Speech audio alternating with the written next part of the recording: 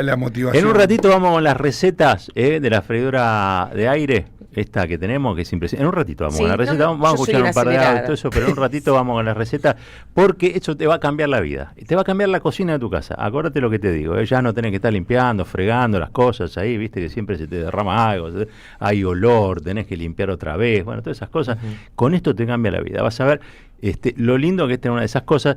Nosotros todavía la estamos pagando, pero la usamos bastante, te digo. Gracias a Proveedor Hogar y Dógil Hogar. Mirá vos, qué buena gente esta que apoya y banca a la radio de las madres, a la M530. Ahora sí, Marquito, vamos con usted. Dale, vamos a arrancar por donde veníamos, porque vamos a escuchar a Monseñor García Cuerva, Jorge García Cuerva, para saber exactamente de qué estamos hablando. Insisto, tanto él como Colombo, que durante el fin de semana hizo declaraciones en varios lugares, muy concretos, muy específicos y con cuestionamientos sin necesidad de nombrar, pero cuando vos hablas de política de crueldad, cuando hablas de indiferencia, cuando hablas de individualismo, y cuando hablas de que nadie hurga en la basura porque quiere, está muy claro a quiénes te estás refiriendo. No a quién, sino a quiénes te estás refiriendo. Escuchemos a García Cuerva para reponer un poco lo que decía el día de San Cayetano.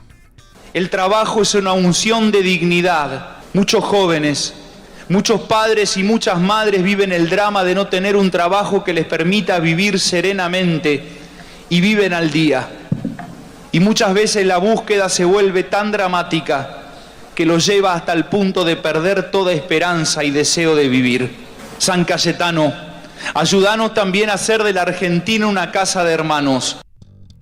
Bueno, ahí estaba, entre otras cosas, insisto, fue específica, muy específica y muy clara la homilía de García Cuerva, que nombró en un montón de oportunidades no solo al Papa Francisco, sino a León XIV.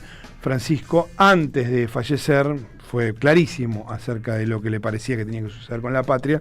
Bueno, la gente votó lo contrario, está bien. Javier Milei fue lo que votó la gente.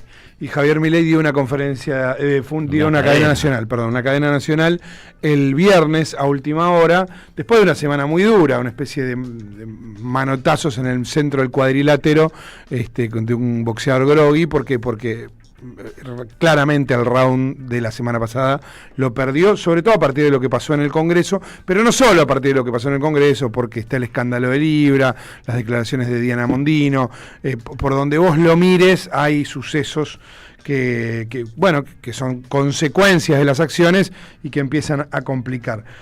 Vamos a repasar un par de momentos de la conferencia de prensa. Este es el momento de los dos anuncios concretos, dos anuncios políticos, no son dos anuncios económicos, son eminentemente políticos, y lo decía de esta manera.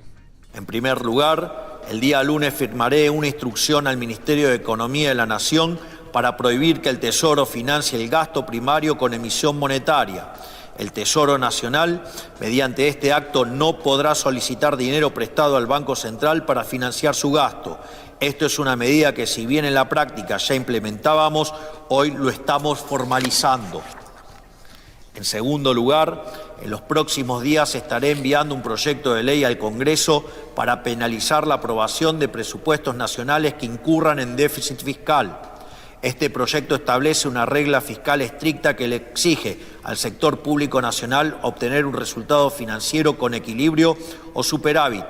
Todo nuevo gasto o recorte de ingreso que afecte este resultado deberá implicar un recorte en la misma proporción. Cada peso nuevo que quieran gastar tiene que tener un nombre y un apellido. Tienen que decir de dónde sale y a quién se lo sacan. También establecerá una sanción penal a los legisladores y funcionarios que no cumplan con estas nuevas reglas fiscales.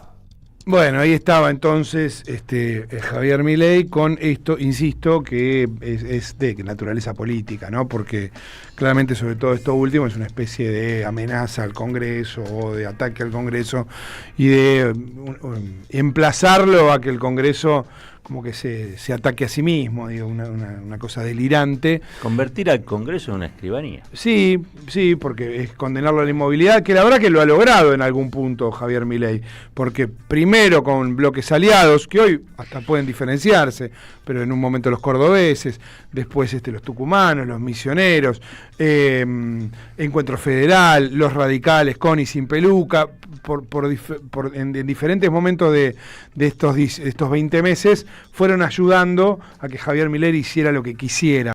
Y no olvidemos, y muy importante, que estamos por segundo año consecutivo y la intención del gobierno es que haya un tercer año consecutivo de que no haya presupuesto en la Argentina. Claro. Digo, le da una discrecionalidad muy fuerte a Javier Milei para decidir el modo en el que administra el Estado, pero yo lo señalo porque, por supuesto, nosotros nos detenemos mucho más en las consecuencias sociales, la tremenda injusticia, la expoliación de derechos, pero además es tremendamente antirrepublicano. También hay que señalarlo porque después a Milei lo apoyan un montón de tipos que se rasgan las vestiduras por la República y están avalando una autocracia o el camino hacia una autocracia sin ningún problema. También hay que señalarlo. En este otro pasaje, bueno, hablaba acerca de estas derrotas y decía, si me quieren sacar, me sacan con los pies para adelante. Aprobar todos estos proyectos del Congreso implica ni más ni menos que volver el tiempo atrás y volver a la Argentina del pasado, del empobrecimiento y de la decadencia. Es decir, tirar a la basura todo el sacrificio de este año y medio que hemos hecho los argentinos, hipotecando el futuro, un negocio solo para los políticos. Quiero ser muy claro con algo, no hay ninguna posibilidad de que yo permita que esto suceda. No vamos a volver atrás, no vamos a volver al pasado, no vamos a volver al sendero de la decadencia. Y al Congreso le digo, si ustedes quieren volver atrás, me van a tener que sacar con los pies para adelante. Bueno, de nuevo, esta narrativa, el trabajo de Milei era difícil también, porque tenía que convencer a la sociedad de que ir en contra de los jubilados, ir en contra de las personas discapacitadas, y sobre todo esta semana con el tema Garrahan, las provincias y todo esto, y todo lo que se aprobó, el INTA, el INTI, todo lo que se rechazó, las medias sanciones que se dieron, en realidad son antipopulares, y el que es popular es el que viene recortando todos esos derechos. De hecho, volvió a utilizar la palabra genocidio cuando hablaba de eso. Ahora vamos a volver en unos segundos a ese tema, pero antes hubo una respuesta de Axel Kicillof, que dio un par de entrevistas este fin de semana al gobernador de la provincia de Buenos Aires. En una de ellas se refería a la cadena nacional. La cadena nacional de ayer venía como una especie de propuesta que es un delirio cósmico, más o menos penalizar a los diputados que no votan lo que Milei piensa que hay que votar, que lo quiere presentar como una ley, no les aprueban en la Cámara, no le aprueban en las cámaras, no le aprueban sus leyes, le vetan sus decretos, y ahora quiere que se autopersigan los diputados y senadores porque no están de acuerdo con Milei. Yo creo que es tremendamente border lo que está haciendo. El contenido económico es lo que dijo también un delirio cósmico. También. Milei viene de vetar leyes que tienen que ver con discapacitados, con jubilados. Los números que construye para dar sus explicaciones son falsos, por donde se los mire. Y además el gobierno tiene un montón de plata. Los títulos públicos que emite generaron intereses por más o menos 29.000 millones de millones. Bueno, eso es más que lo que pagó en jubilaciones Milei. Bien, ahí estaba entonces Axel Kicillof, que fue objeto de una fake news organizada por el gobierno, parecida a la que se había hecho con Macri, ¿te acordás? Diciendo que los penatos se bajaban. Lo que pasa es que esa vez la usina de donde había surgido, incluso el modo en el que había sido distribuido, no implicaba a funcionarios del gobierno. Sí a personas cercanas, pues estaba el Gordo Dan y algunos de estos personajes, pero esta vez fue el propio vocero presidencial el que difundió una fake news, algo que estaba mal cortado. Kicillof responde a algo que habíamos estado charlando aquí con Máximo Kirchner, que era, bueno, ¿quién tiene que ser el candidato para octubre? Y él dice, yo no tengo una propuesta, tenemos que seguir conversando, y eso se lo pegan a cuál va a ser la propuesta del peronismo para para las elecciones de octubre, que no es lo mismo, digo, fue claramente tergiversado y eso difundido por todos los funcionarios del gobierno y allegados, con el intento claramente de generar confusión, ¿no? Obviamente. En las elecciones porteñas lo que hicieron fue un video con IA. Claro. En ese momento se había acá fue una edición más una clásica. locución tanto de los Penato como de Macri anunciando que se bajaba. Sí repostearon en ese momento, que insisto, discutimos siempre sobre la validación. Digo, compartir un contenido que es falso es validar ese contenido en el lenguaje de las redes, como gusta decir Milei. Claro. En este caso, lo que hubo es intencionalmente, por parte de ni más ni menos que el vocero presidencial, editar un contenido, difundirlo y después tenemos que ver cómo con recursos del erario público hace fake 7-8. Espero que el viernes en la 4ª edición de ese streaming que hace el vocero. ¿Sabes que no lo vi nunca? Yo me tomo el trabajo, ya lo vi los 3. Es vergonzoso, la verdad, que es un paso de comedia. Es eso? A ver, porque hay mucha gente que no está ni enterada, digamos. El vocero presidencial toma el formato, incluso con la misma gráfica y la misma estética que 678, para hacer algo que él da en llamar fake 7-8, con la misma estética, la misma gráfica. Y es él sentado en un escritorio en donde da pena, diciendo que no tiene los recursos que debería tener, que es todo prestado, desde un soporte para el celular. Atrás tiene como una escenografía con un corcho, en donde tiene pegadas fotos de Karina, de Milei. ¿Pero qué lo hace desde su casa? No, es un croma de fondo, puede ser cualquier oficina, es un croma de fondo con un equipo de pibes y lo que va haciendo es tomar lo que él dice que fueron mentiras a lo largo de la semana sobre el gobierno, sobre Milei o sobre algún funcionario y desmentirlas con la verdad muy flojo de papeles, porque por ejemplo el otro día yo lo iba escuchando, son 4 o 5 que él toma. A partir de la emisión del stream del CONICET y de los reclamos que hubo sobre la baja salarial y lo poco que están cobrando los becados del CONICET, él dijo, bueno, les quiero recordar que cuando nosotros llegamos, en diciembre del 2023, habían designado a 1.300 becados. Como si eso fuera una exageración. Y bastó con que yo buscara en los datos del CONICET cuántos becados hubo en los años anteriores. ¿Y cuántos hubo? Y, por ejemplo, en el 2022 habían sido en total 1.690, o sea, eran menos que el año anterior. Y lo más interesante era que el mismo CONICET, ya gestionado por Milei, confirmaba a mitad del 2024 que había terminado con 1.590. Entonces, o sea, el mismo vocero presidencial desmiente con datos falsos de su propio gobierno. Es y lo que pasa son capturas de medios y contesta, se burla. Es como, insisto, un paso de comedia porque tiene muchos errores, lo hace en vivo. Claro, entonces no se sabe, equivoca, pide que le pongan algo y sale mal. Era columnista en Radio Rivadavia, creo, ¿no? Sí, claro, de Eduardo Feynman en Mitre primero y después en Rivadavia. De ahí se conocen con Lanari, que es como su segundo. Claro. Porque recordemos que Lanari era periodista de Radio Rivadavia. Claro. También. Y de La Nación. También. Claro. Cuando la manejaba, Escochimarro. Si no Sí, recuerdo mal, ¿no? Sí. Que había sido secretario de medios de increíble. Cristina. Claro. Pasó con él. Manejaba todo el grupo.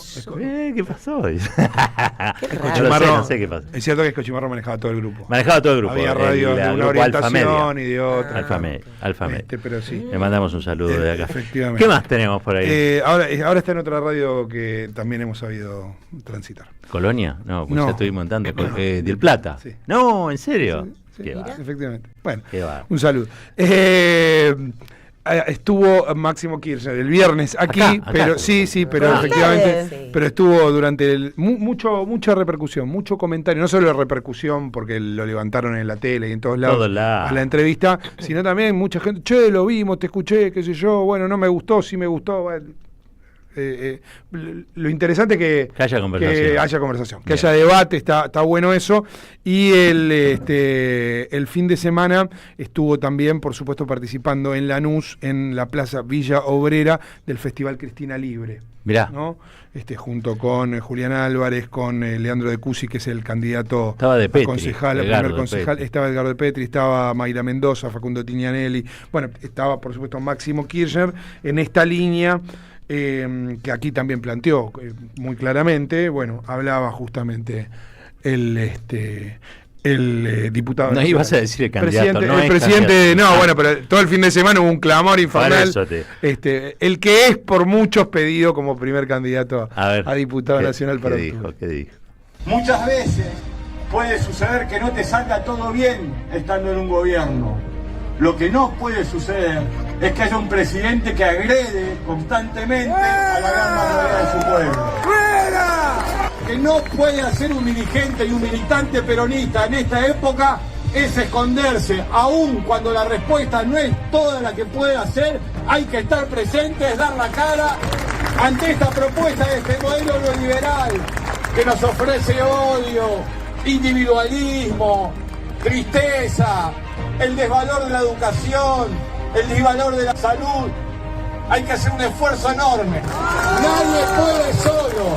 Ni un intendente, ni un vecino, ni una vecina. Todos juntos tomados de la mano para realmente sacar a nuestro pueblo de esta noche oscura. El pueblo argentino, peronista o no, necesita dirigentes que den la cara y que no vayan a durar, sino que busquen trascender en la historia. Dirigentes, compañeros y compañeras que cuando abran la boca, propios y extraños sepan que lo dicho va a ser llevado adelante, caiga quien caiga y cueste lo que cueste. Muchas gracias amigos y amigos de la luz, los quiero mucho, esto se va a terminar. Muchísimas gracias compañeros y compañeras. Cristina libre, claro. Bien. Que Cristina libre, compañera. Cristina libre, terminaba diciendo. 2 meses obviamente, se cumplen hoy. De la detención de Cristina Injusta Kirchner. detención. Injusta detención de Cristina Kirchner ahí en San José, 11/11. Durante la semana, obviamente, hubo 2 participaciones muy fuertes de Santiago Caputo, que retomó ciertas actividades. No las había dejado del todo nunca, pero sí, evidentemente, ante lo que fue sobre todo la enorme derrota del miércoles en el Congreso de los Menem, Martín Menem como el gran señalado, porque no solo, obviamente es el presidente de la Cámara de Diputados, tiene que evitar esas derrotas, sino porque además muchos dicen el armado que hizo en las provincias, incluso entre que lo enemistó con gobernadores que habían sido amigos hasta ese momento, está muy relacionado con esa derrota electoral. Reapareció Santiago Caputo, dicen que tuvo que ver con la cadena que acabamos de compartir y también con esa foto de kirchnerismo nunca más utilizando la tipografía del informe de la CONADEP, ¿no? Algo, por supuesto, que en cualquier caso señalaríamos, banaliza las políticas de memoria, verdad y justicia de la Argentina en un gobierno como este, que está por todos lados repleto de negacionistas y que además tiene incluso algunos nostálgicos de la dictadura, es por supuesto aún más preocupante. Manuel Adorni, el vocero presidencial, en su conferencia de prensa del viernes, trató de explicarlo. Entiendo que la frase nunca más es una frase, vos bien la dijiste, de todos y que todos tienen la libertad de usarla. La han usado incluso durante muchos años para hacer negocios, la han usado también para causas nobles y me parece que son frases que no son de nadie y si no son de nadie son de todos. Así que, digamos, por supuesto que puede haber gente que no esté conforme, contenta, a gusto con la frase, pero son 2 palabras que no hacen ni más ni menos que tal vez mostrar lo que efectivamente queremos mostrar o se quiere mostrar, que es que el kirchnerismo no puede, como fuerza política, no puede tener más lugar en la Argentina, más que para una triste historia que quede en algún libro perdido, en alguna biblioteca. Bien, ahí estaba entonces Manuel Adorni, insisto, banalizando el genocidio, algo que va en línea con lo que buena parte del gobierno ha intentado hacer durante este tiempo. Digo, más allá de que, por supuesto, no hay homologación entre un proceso y el otro, no tiene ningún sentido ni siquiera discutirlo, lo que hay que señalar absolutamente que esto es una política del gobierno muy clara, y es que aquello del curro de los derechos humanos que decía Mauricio Macri es una continuidad ideológica de lo que hoy vemos con Milei y compañía. La foto dice mucho acerca de lo que es el gobierno de Javier Milei, más que lo que puede decir de cualquier otra fuerza, ¿no? Por supuesto. Lilia Lemoine también habló La difundimos, insisto, en otro contexto no sería tan importante. Es diputada nacional, pero además muchas veces habla por Milei. Es una de las autorizadas por Milei a pegarle a Victoria Villarroel, a justificar algunas cosas. Y en este caso, bueno, justificó la cadena nacional y algunas de las cosas que se dijeron allí. ¿Qué es peor? Que la situación siga complicada, porque para todas las personas de bajos recursos o que tienen inconvenientes para poder ejercer su trabajo, como es una persona con una discapacidad, o que todos nos vayamos al tacho. Porque es así. Cuando el presidente habla de genocidio, que es una palabra fuerte, pero me parece bien muy empleada. Fuerte. Sí, pero me parece bien empleada porque vos estás condenando a las generaciones más jóvenes, que son las que van a tener que heredar la deuda de las cosas que nosotros hagamos mal ahora.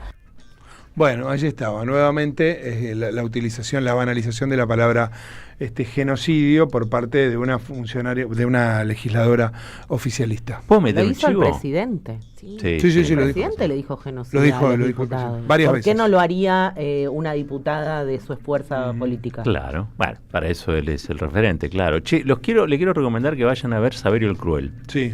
La obra de teatro se Obra está de dando en arte. Teatro Pairó. Creo que acá nosotros la tenemos como publicidad, ¿no?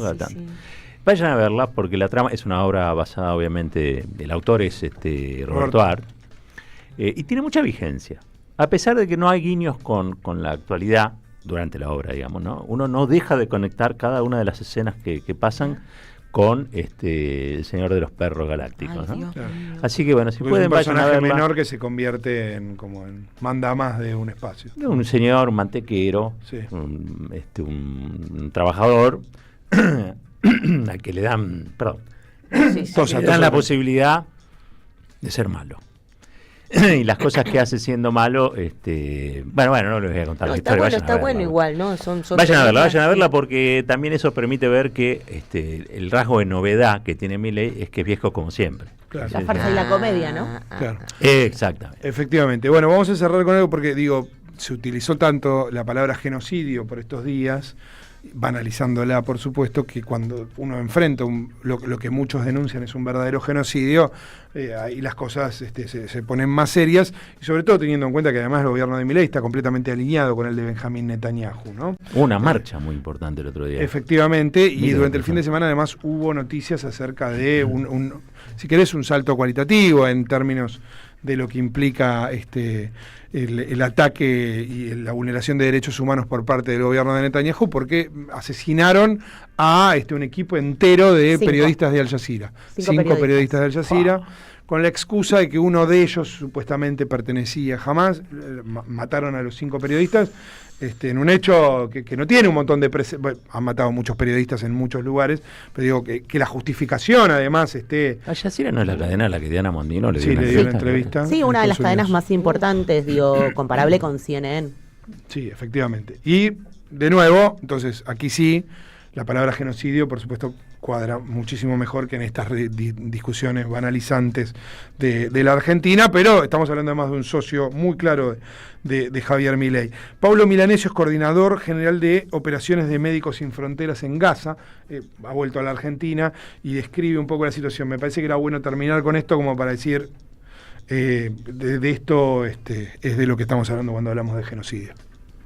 Estuve 7 semanas dentro de la franja coordinando equipos de Médicos Sin Fronteras. A mí me tocaba ser el coordinador general de las operaciones, pero a mí lo que me tocó ver en Gaza no lo vi en ninguna parte del mundo y realmente creo que difícilmente nos vayamos a encontrar con una situación de tal magnitud. Yo lo describo como un apocalipsis, pues Gaza es 10 veces, 15, 50 veces más. Es un lugar en donde todo está destruido, donde la gente está encerrada por una verja gigante, o sea, no pueden salir. De un lado el límite es el mar, del otro lado el límite es una reja muy alta, donde constantemente caen bombardeos, se mezclan los ruidos de las bombas, los tiroteos, los helicópteros, los drones, los niños llorando, hay olor a humo, hay olor a basura, todo es desesperación. Constantemente hay ruido de sirenas, constantemente hay gente gritando y constantemente se puede ver gente tratando de sobrevivir a lo que es una masacre constante, porque todos los días en Gaza caen bombas, hay tiroteos y la gente muere. Acá tenemos, ¿no? Qué testimonio de Pablo Milanesio. Tremendo. Recordemos acá, hablamos hace un tiempito con el cura de la única iglesia católica de Gaza que ha sido bombardeada, fue herido él, y contábamos como noticia, digamos, decenas de miles de personas se movilizaron el otro día aquí, en todo el mundo. En realidad fue una movida global para denunciar el genocidio contra el pueblo de Gaza. Aquí están no solamente bombardeando, sino matando por hambre. Y esto evidentemente es un parteaguas a escala global, ¿no? Porque no se puede detener hasta ahora lo que está sucediendo. Se puede denunciar, pero no se puede detener. Y esto tiene que ver con un estado de cosas donde me parece que los derechos humanos, la vigencia de los derechos humanos, todo lo que había sido lo construido, incluso supranacionalmente después de la Segunda Guerra, bueno, ha entrado en un proceso de turbulencia o casi te diría destrucción, ¿no? En esto Estados Unidos ha tenido mucho que ver, tiene mucho que ver, pero lo padecen pibitos, pibitas, nenes, nenas, el pueblo de Gaza, y hubo una manifestación muy, pero muy, muy importante en Israel. Sí. En Israel, dentro, digamos, ¿no? Uno imagine, pongámonos la idea, digamos, una guerra donde el propio pueblo se rebela contra esa guerra y demuestra en la calle que está en desacuerdo y se rebela frente a lo que es un Estado precisamente bélico, ¿no? Que es esto que está ocurriendo. Ahora, pareciera que no hay Naciones Unidas, pareciera que no hay nada que arbitra ahí. No, y que tiene muy poca cobertura. De hecho, no solo la manifestación fue muy masiva, sino que se dieron algunas situaciones de impacto mediático. Por ejemplo, unos manifestantes que en un programa de estos de Gran Hermano, estos de realities, irrumpieron manifestándose en contra del ataque israelí a Gaza, y fue la única manera de que tuviera alguna visibilidad en la televisión a partir de un asalto de estos militantes. La comisionada vedora, no recuerdo bien en función de lo que decías de Naciones Unidas, que contó lo que estaba pasando y la hambruna de los niños y de las familias, fue corrida de su cargo. Claro. Claro. Digo, también están pasando esas cuestiones que uno dice, bueno. Hay, me parece, una especie de cobertura sobre lo que sucede muchas veces en clave de hiperdenuncia, ¿no? Que yo en un punto comparto, me sumo a los que denuncian la situación, pero es muy angustiante ver que no hay un correlato en las soluciones, digamos, ¿no? Pasa en muchos órdenes, ¿no? Nos pasa los miércoles donde vean al jubilado, pero pasa en muchos órdenes, donde hay como una especie de excesiva denuncia, porque uno se subleva frente a lo que sucede, pero por el otro lado, la falta de respuestas, ¿no? Una especie de anomia en la que no sucede nada. Ojalá que en algún momento esto cambie, porque también va a cambiar el clima y con una discusión, político, te diría, con una discusión muy tramposa, no sé si sucede en todo el mundo, pero particularmente en la Argentina, una discusión pública muy tramposa, porque cuando vos ves claramente qué es lo que se está haciendo, y que además quiénes son los que apoyan a Netanyahu, e incluso lo que vos decías, la propia resistencia dentro del país, y después cuando lo planteas en la Argentina, inevitablemente la discusión sobre si sos antisemita o no, por algo que es una discusión geopolítica mucho más compleja, y es tramposa, es chicanera, y la verdad que aplana cualquier debate real acerca del tema, que yo creo que es la búsqueda final, ¿no? De quienes están a favor del gobierno de derecha de Netanyahu, ¿no? Ni siquiera es una discusión acerca de la constitución del Estado de Israel en sí. Dígame, Di Greche. Y un dato de la semana pasada y del fin de semana. Hay también una situación. Trump se junta este fin de semana con Netanyahu, y la noticia que se difunde es que lo reta, fue un textual, por el hambre que están pasando los gazatíes en la zona de Gaza. Pero en esa misma reunión y en la conferencia que da después Netanyahu, que le da explicaciones a la Secretaría de Estado, confirma que va a ocupar el territorio para devolvérselo a los gazatíes. Y eso no se le cuestiona. Entonces, hay una decisión de permitirle el avance, el genocidio, la matanza, la ocupación territorial, y cumplir con, pero fíjate que no pasen hambre. Mientras denunciamos la crueldad, avanza el plan estratégico. Exacto. ¿No? Pareciera. Sí, veo algunas resonancias en la actualidad de la Argentina, ¿no? Nada, 3 minutitos pasaron de las 9, nos vamos a ir a una tanda. Cuando regresamos, el editorial, no se la pierdan hoy, ya venimos. En épocas donde se premia el individualismo, defendemos lo colectivo. Nos encontramos todas las mañanas en Cavas